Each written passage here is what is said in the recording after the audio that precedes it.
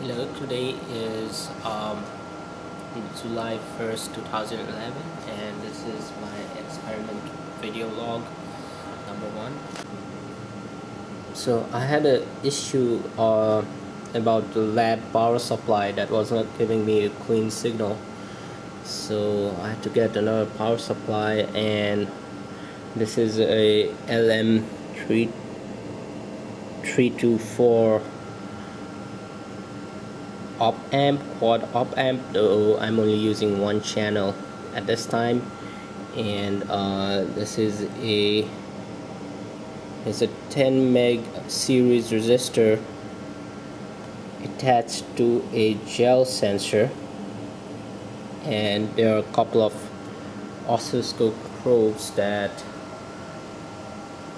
monitor the generated signal and the sensor output after amplification. This sensor was printed using a dispensing setup and then peeled off from the substrate, and electrodes were attached after that. So and this is now working quite well, as I'll show in a moment. But my next step is to lay down the electrodes and then later print the sensors on top of them. I hope to do that sometime next week, as now I have got a formulation that is easily printable. And I've also printed this on some latex gloves, and that's working quite well as well. Right now the frequency generator is set at to produce a square wave of 5 volts peak to peak approximately at 100 Hz. That's quite a low frequency. We want a low frequency because we don't want capacitive effects of the wires and the instruments hampering the measurements so much. So right now it's connected to the sensor, and the sensor is in a wrinkled and compressed setting. Now let me bring the sensor into view.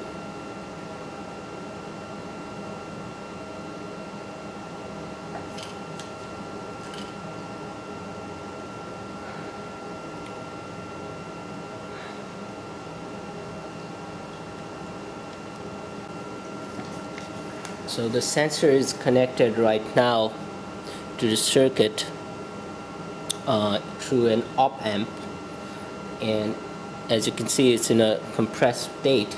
Now if I stretch it, you see the signal rise and hold as I keep it in the stretch state, and if I stretch it more, to stretch more, and the sensor follows the signal follows the sensor in almost real time.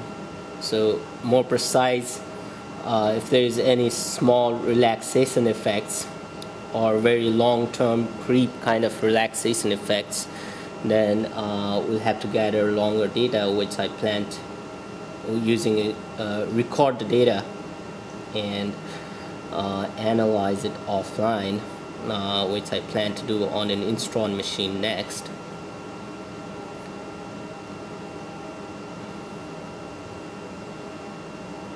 So this sensor has been set up like this with the same electrodes for about a week now, and it hasn't received any new hydration, and it's quite stable. Its properties were the same as what it was last week, and it had been left at room temperature in a closed petri dish.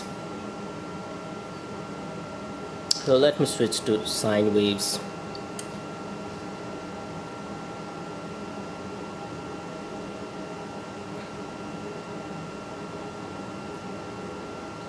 You can see a slight disturbance in the sine wave because that's due to the wiring catching some of the interference. It's not due to the sensor, as I've determined using more sophisticated wiring configurations.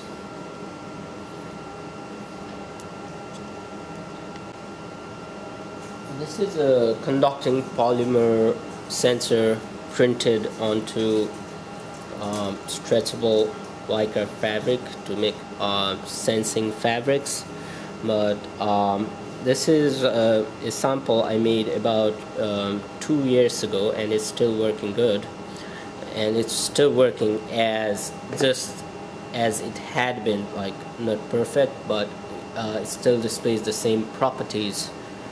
For example, if you can see the sensor here, this is the particular sensor is next to my fingers, and as I stretch it, it produces a transient that's several seconds long, and then it keeps on. The transient takes about like 10 seconds or more to die down, though it's not immediately obvious in this demonstration.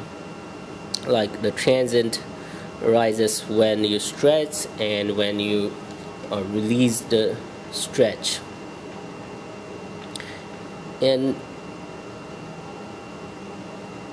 so to compare, to make a fair comparison between the gel sensor and the textile sensor, I kept all the electrical circuits the same, the electrodes, the wiring and everything, and just the amplification circuits, the power supply, everything is the same, and the samples were chosen so that they were of the same range and size in terms of size and electrical conductivity, as conductivity can vary widely based on how fresh the sample is and how much material has been deposited.